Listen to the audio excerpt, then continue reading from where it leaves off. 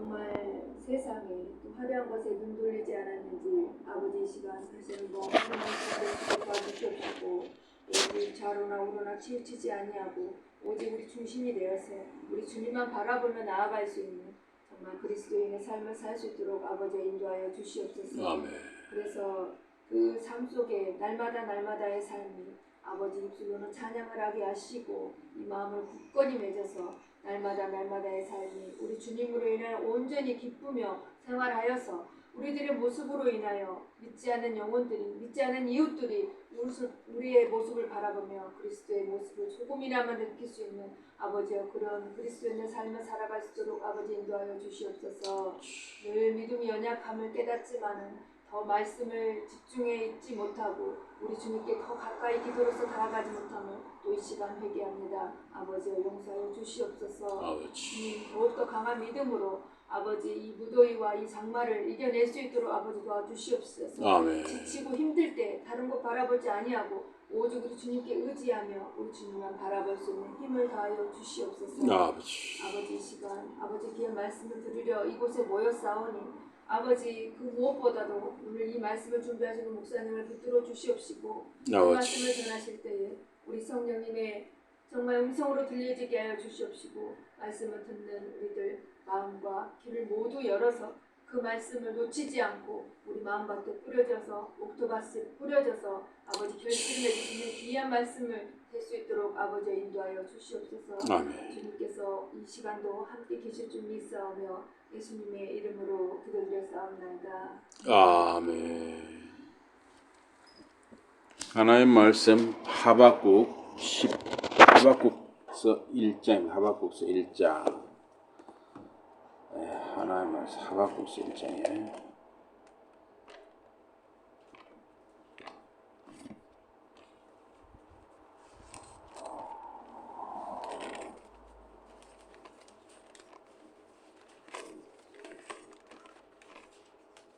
하박국서 1장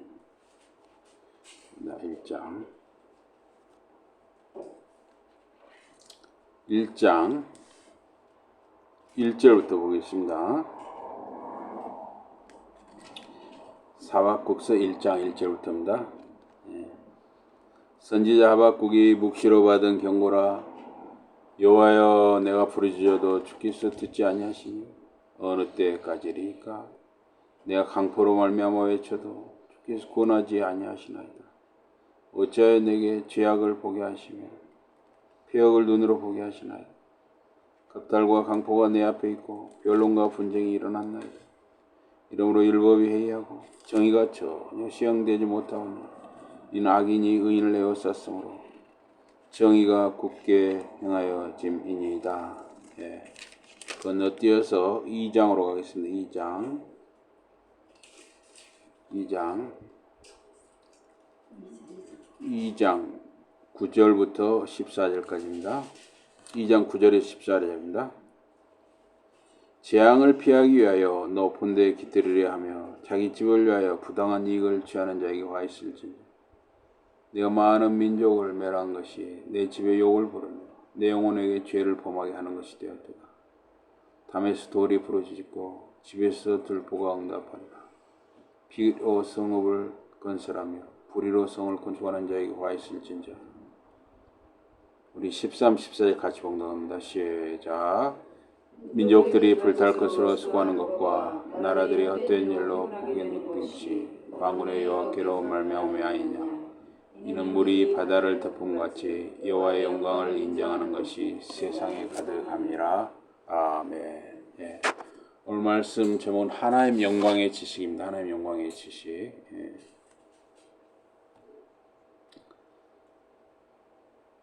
이 하박국은 팔을 벌려 앉다, 포옹하다는 뜻이에요. 또 안고 씨름하다, 즉 그 시대의 문제와 씨름한다는 말입니다. 하박국이 예언의 말씀을 환상으로 받았다고 했습니다. 1장 1절에서. 그래서 다음 내용은 환상 중에 하박국이 주께 묻는 내용입니다. 제가 도와달라고 부르짖습니다. 그러나 주께서 응답하지 않으십니다. 폭력입니다. 라고 부르짖습니다. 그러나 주님은 구해주지 않으십니다. 제 눈으로 억압과 폭력을 봅니다. 다툼과 소송이 벌어집니다. 왜 이런 고통과 어려움을 보게 하십니까? 법은 힘을 못 쓰고 정의는 영영 무너졌습니다. 사악한 자가 의로운 사람을 둘러싸니 정의는 뒤틀리고 맙니다.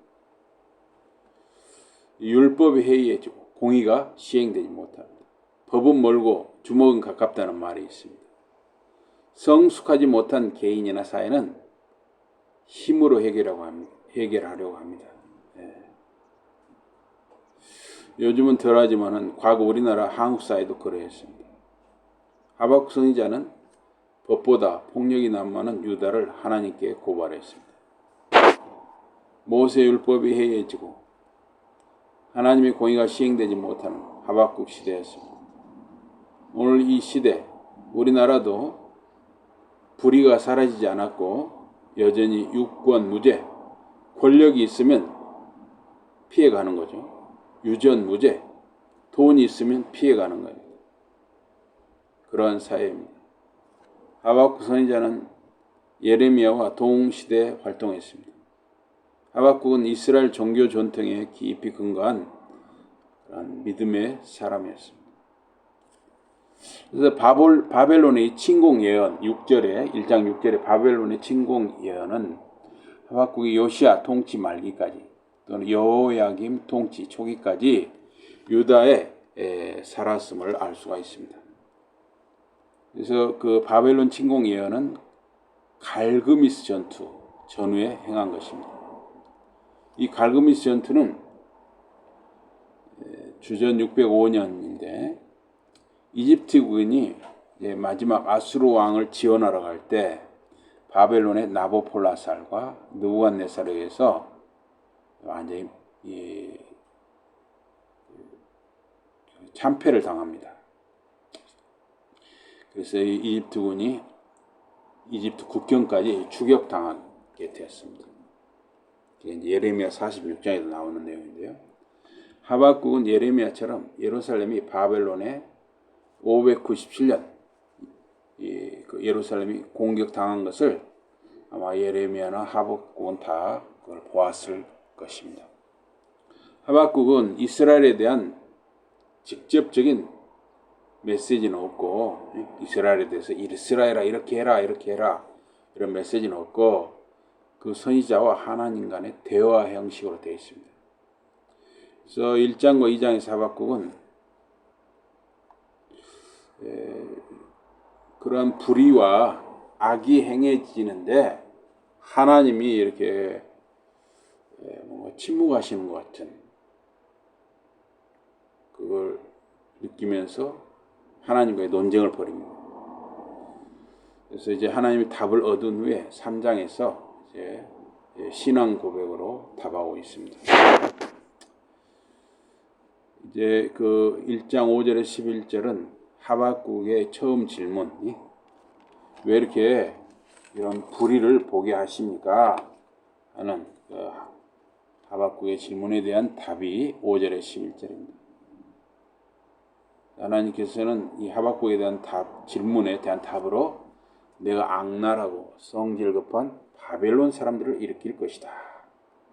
그들은 땅끝까지 진군하여 남들이 사는 성읍들을 차지할 것이다. 이 바벨론은 두려운 민족이었습니다. 그들은 자기들이 곧 법이고 권위였습니다. 그들이 모으는 말들은 표범보다 빠르고 황야의 늑대들보다 사나웠습니다. 그들의 말들은 먹이를 덮치는 독수리처럼 먼 땅에서부터 날쌔게 날아왔습니다. 바벨론은 모래알처럼 많은 포로를 잡아갔습니다. 그들은 왕들을 조롱하고 장수들을 비웃었습니다. 또 요새들을 우습게 여기고 흙 언덕을 쌓아서 모든 요새를 점령했어요. 그러니까 이 성벽을 둘른 곳을 공격을 할 때, 이 성을 공격할 때 똑같은 높이로 흙 언덕을 쌓는 거예요. 그러니까 굉장히 군사들이 많았단 얘기죠. 이내 전술로 흙 언덕을 쌓아가지고 그 성을 넘어서 점령하는 식으로 했대요. 그들은 자기들의 힘이 곧 하나님이라고 믿고 죄를 지었습니다. 그래서 하박국이 활동할 때는 유다가 요야김 왕 통치 아래 있었습니다. 요야김은 잔혹하고 부패한 자였습니다. 하박국은 유다의 사회적 부패와 영적 배교를 묘사했습니다. 그때가 이제 주전 7세기 후반이었습니다. 그래서 이 여호야김이 얼마나 이 정말 엉터리 같은 왕이었는가를 이제 유다 왕 여호야김이 그러니까 엉터리 같은 왕이었다 하는 것이 예레미야 36장 21절에서 26절에 나옵니다. 이제 예레미야가 하나님이 주신 말씀을 이렇게 말로 이렇게 불러주면은 바룩이 그것을 두루마리에 기록을 했어요. 그 두루마리를 가져오게 했는데 여우디가 두루마리를 가져다가 왕과 그 신하들 앞에서 읽었습니다. 그런데 그때가 아마 이 날씨가 추운, 그러니까 이스라엘 지방에 이제 겨울철이었던 것 같아요. 지금 우리나라는 지금 한여름이잖아요. 막 30도에 35도 올잖아요. 그런데 뉴스를 보니까 아르헨티나는 말입니다. 지금 한겨울이더라고요. 아르헨티나. 거기서는 이번에 너무 강추위가 들어가지고요. 그 사진에 보니까 그 물에서 오리가요 그대로 꽁꽁 얼어 있는 거예요. 진짜. 야, 얼어 있어요. 그리고 여우가 있죠. 그 눈 속에서 꽁꽁 얼어 있는 거예요. 야, 그 사진이 나와 있어요. 그러니까 지금 우리는 한여름인데 또 이 지구의 아주 반대편은 한겨울이 들어가는 것이죠. 어쨌든 이 유다의 어쨌든 그 겨울철이었어요. 유다 나라에. 그래서 그 겨울 별관, 겨울철을 나누기 위해서 따로 집을 지었나 보죠. 그곳에서 이제 요야김 왕이 머무는데 거기다 이제 난로를 불을 떼고 있어서 난로, 뭐 벽난로 이런 게 있죠. 난로 불을 떼고 있었는데 여우디가 두루마리를 이렇게 읽어 내려갈 때마다 왕이 그 읽은 부분을 서기관의 칼로 잘라서 난로 불에 던져 넣는 거예요. 이렇게 왕은 그 말씀, 예레미야의 그 예언의 말씀을 두루마리를 모두 난로 불에 태웠습니다. 그러면서도 왕과 그 모든 신하들이 그 모든 말씀을 듣고도 두려워하지 않았고 슬퍼하며 옷을 찢지도 않았습니다. 그래서 이제 너무 그게 무서운 행위잖아요. 그래서 엘라단과 들라야와 그마랴 이런 이제 아마 서기관들이었겠죠. 이 사람들이 두루마리를 태우지 말라고 왕에게 간청을 했어요. 왕은 그들의 말을 들은 채도 하지 않았어요. 이런 사람이 바로 여호야김이라는 사람입니다. 여호야김 왕은 오히려 왕자 여라무엘과 아스리엘의 아들 스라야와 압디엘의 아들 셀레마에게 서기관 바룩과 예언자 예레미야를 잡아오라 명령을 내렸습니다. 그러나 주님께서 그들을 숨겨주셨다 그랬습니다. 어쨌든 여호야김 시대는 하나님의 말씀을 듣고 두려워하지 않고 오히려 그 말씀 두루마리를 난로 불에 태우는 자들이 살던 시대였습니다. 이러한 불의와 배교의 시대에 하박국이 지금 이 말씀을 기록을 한 것입니다. 하박국 선지자가 볼 때 하나님은 잔혹함과 폭력을 묵인하는 것처럼 여겨져서 놀랐습니다. 파괴와 폭력이 제 앞에 있나이다. 그런 예레미야와 비슷한 불평을 하나님께 했습니다. 법이 마비되고 정의가 구부러졌습니다. 모세의 율법을 지키는 자가 없다는 거예요. 부유한 지주들이 뇌물로 왕궁 지도자들을 매수했습니다. 지금도 마찬가지죠. 돈 있고 힘 있는 자들이 서로 결탁을 해서 검사, 판사하고 결탁을 해서 자기들의 이익을 취하죠. 그럼 누가 제일 피해를 봅니까? 힘없는 자, 약한 자들이 피해를 보는 거예요. 실제로 제가 저 아래 누가 어떤 목사님 상이 당해서 들었는데 그 지역에서 말입니다. 그 어떤 지방의 지역에서 그 자기 아버님이 억울한 일을 당한 거예요. 그래서 이제 억울한 일을 당해서 변호사를 하는데 그 산 변호사를 또 그 상대 기업체에서 매수를 해버린 거예요. 예. 지금도 이런 일이 2024년 지금도 이런 일이 지금 있어요. 지금도 우리나라뿐만 아니라 외국에도 마찬가지예요. 그런데 이 하박국 시대에도 부유한 지주들이 뇌물로 돈으로 왕궁 지도자들 권력자들을 매수했다는 거예요. 그러면 힘없고 가난한 평민들은 더욱 착취와 빈곤에 시달리게 되었습니다. 하나님께서는 이 하박국의 질문에 대해서 내가 바벨론 사람들을 일으키노라 이렇게 답을 했어요. 유다의 배교는 유다의 불의는 바벨론 침공에 의해 심판받게 됩니다. 바벨론은 주전 626년 아수르에서 독립해서 612년에서 605년까지 아수르 권력을 멸망시켰습니다. 그리고 539년까지 이렇게 바벨론이 굉장히 잘 나갔죠. 그러나 결국 이제 바벨론도 나중에 이제 멸망당하게 되는 거죠. 하나님이 정하신 때. 그래서 이 갈대아 사람들 하면 바벨론 사람들하고 똑같은 말이에요. 갈대아 사람들은 신흥 강대국 바벨론 사람들을 지칭합니다. 교만한 자들의 특징은 자기들의 이름을 높이고자 하는 것입니다. 그 바벨탑 사건, 장세기 바벨탑 사건도 사람들이 자기들의 이름을 높이고자 한 거잖아요. 하나님은 그들 머릿속에 없는 것이죠.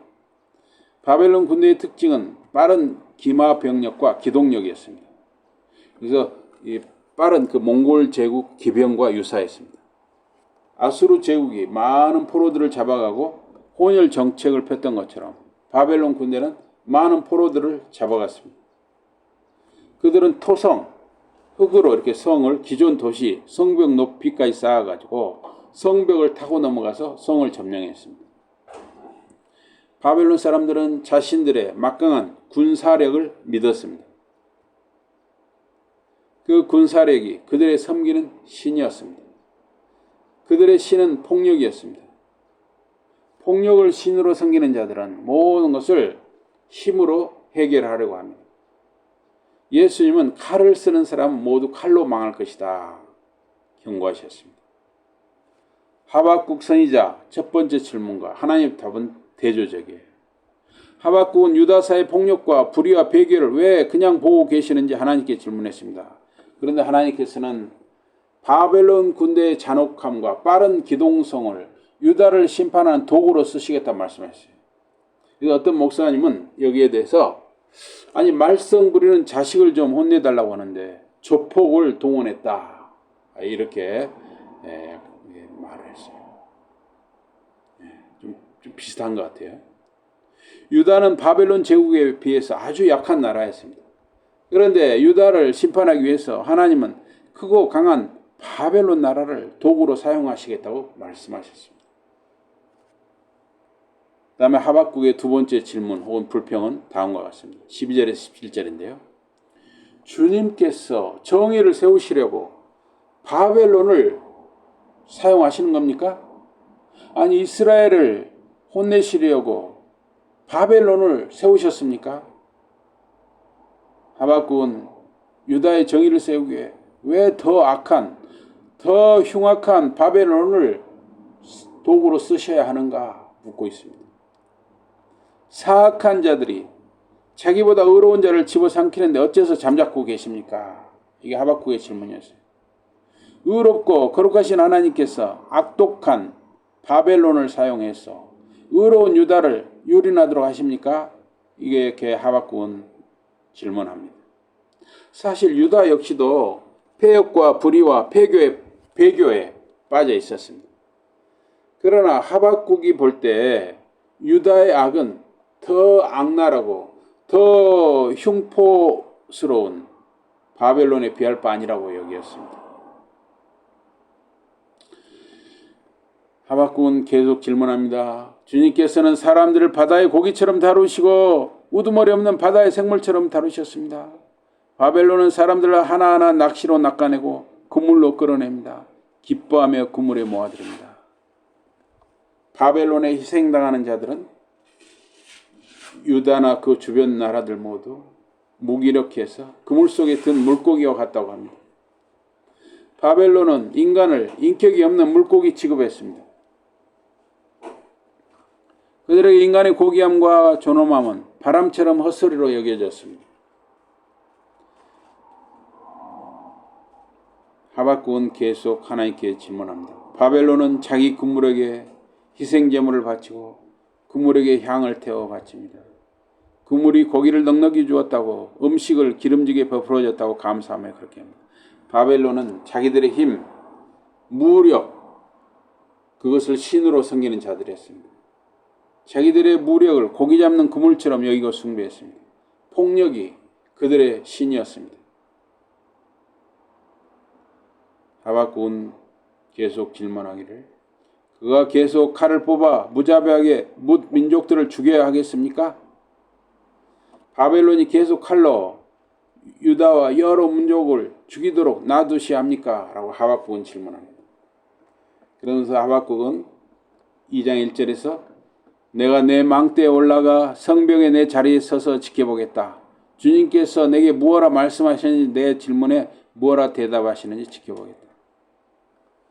하박국은 파수꾼이 성벽 망대에 올라가서 적의 침투를 살피듯 깨어서 하나님의 답을 기다리겠다는 것입니다. 그래서 2장 2절에 17절에 주님께서 야훼께서 이제 두 번째로 하박국에게 답하십니다. 이 환상을 네가 보는 이 환상을 서판에 분명히 기록하여 누구든지 뛰어가면서도 읽을 수 있게 하라. 즉 달려가면서 말씀을 전하라는 것이죠. 그러면서 하나님께서는 정해진 때가 오면 이 환상이 실제로 일어날 것이다. 끝은 정해졌으며 바뀌지 않는다. 그때가 더디 온다고 해도 기다려라. 그때는 지체하지 않고 온다. 반드시 온다. 바벨론 심판과 멸망의 때가 정해져 있고 반드시 이루어진다는 것입니다. 지체되는 것처럼 더디 오는 것처럼 여겨져도 기다리라는 것입니다. 그래서 하박국 선지자 사후 약 66년 주전 539년에 바벨론은 이제 망하게 됩니다. 그러면서 하나님께서 여기 2장 4절에서 의로운 사람은 이 환상에 대한 믿음으로 살 것이다. 여기서 의인은 믿음으로 말미암아 살리라는 그 유명한 말씀이 나오죠. 그래서 루터와 칼빈의 종교개혁 모토, 표어가 바로 의인은 믿음으로 말미암아 살리라였어요. 그래서 캠벨 몰간이라는 분은 믿음의 사람이란 모든 문제를 하나님과 마주 앉는 사람이다 이렇게 말했습니다. 믿음의 사람이란 모든 문제를 하나님과 마주 앉는 사람이다. 하나님과 마주 앉는다. 하나님과 마주하여 기도하고 하나님과 마주하여 말씀을 읽고 묵상하는 사람이라 할 수 있습니다.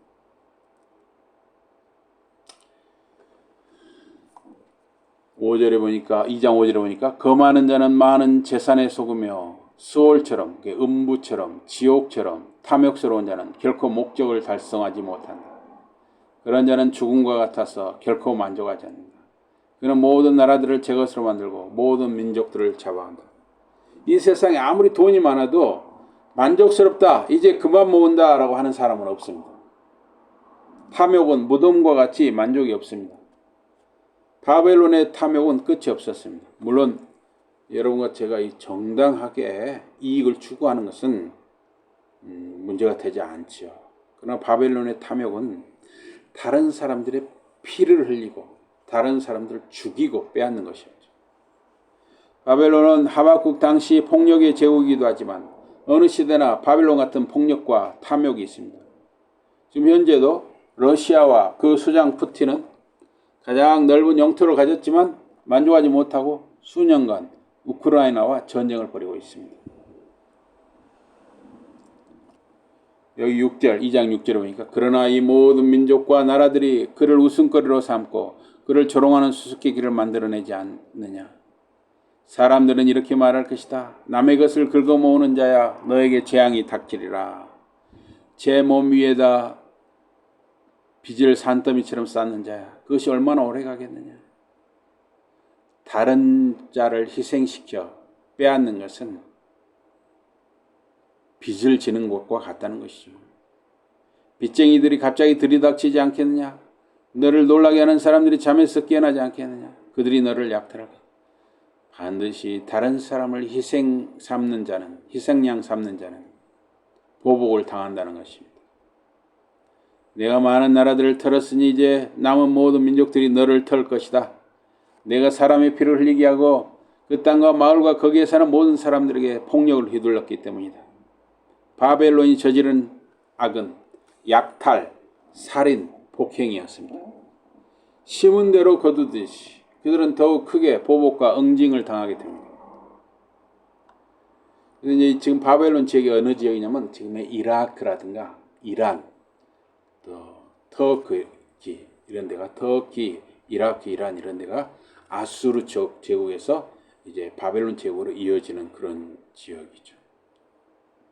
지금은 굉장히 그 지역들이 이때 아수르 제국이나 바벨론 제국에 비해서 굉장히 좀 쇠퇴했다고 할까요? 하나님을 의지하지 아니하고 자기 힘과 가진 것을 의지하는 국가나 개인은 반드시 망하게 하십니다. 바벨론처럼 가진 것으로 약자에게 폭력과 횡포를 일삼는 모든 자들과 단체는 화가 있습니다. 2장 9절에 돈을 가지고 남들 위에 올라서서 재앙을 피해보려고 높은 곳에 둥지를 틀고 폭력을 휘둘러 재산을 모으는 자야 너에게 재앙이 닥칠 것이다. 그렇게 이스라엘에 가보면 말입니다. 산 위에 막 집들이 있어요. 산 위에. 그게 뭐냐면 이제 적이 침투를 했을 때 산에 있으면 적이 쳐들어오는 것을 멀리서도 볼 수 있고 빨리 대처를 할 수가 있는 것이죠. 되게 그건 또 산에 집이 있더라고요. 근데 지금 뭐 산에 있으나 평지에 있으나 지금 전쟁에서는 별 의미가 없지요.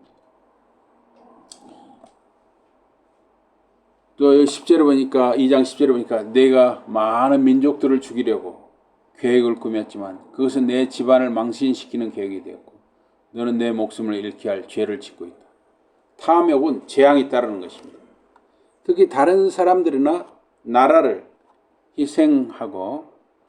희생시키고 약탈하고 죄화를 쌓는 국가나 개인의 탐욕은 반드시 심판과 벌이 내리는 것입니다.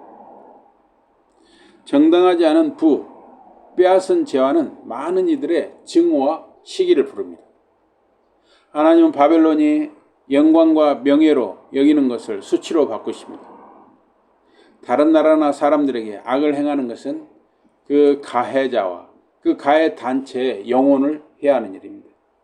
그들이 저지른 악이 그들 자신에게 돌아가는 것입니다.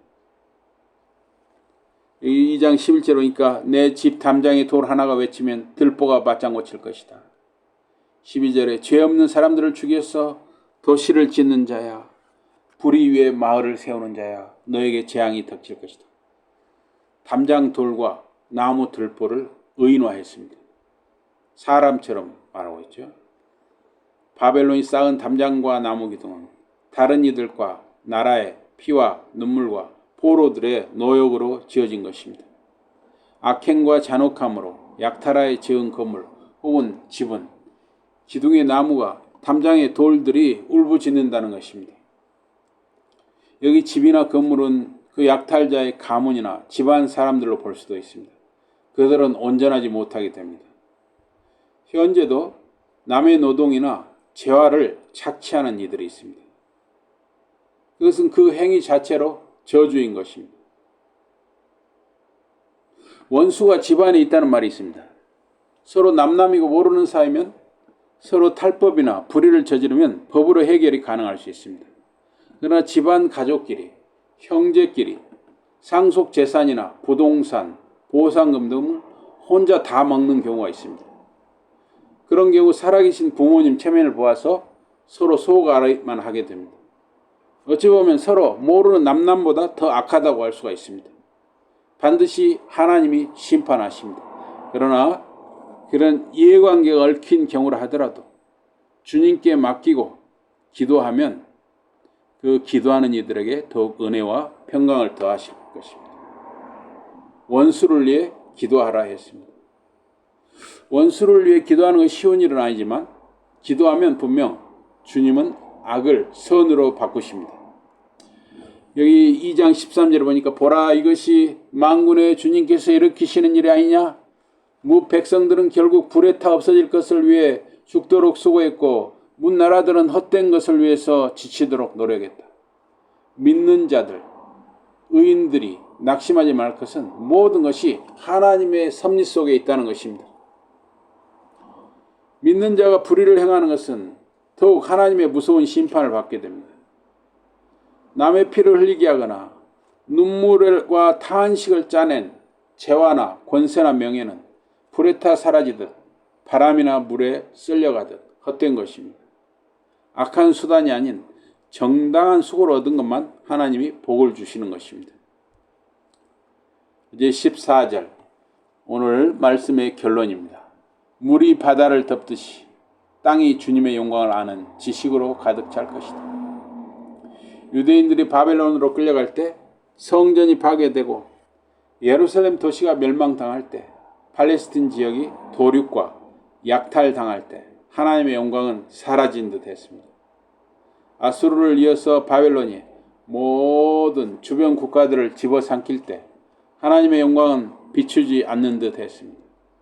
유대인들은 침묵했습니다. 그들이 너무나 큰 고난 중에 있어서 하나님을 송축할 수 없었습니다. 그러나 하나님은 정하신 때에 바벨론의 손을 뻗으시고 복수하시게 됩니다.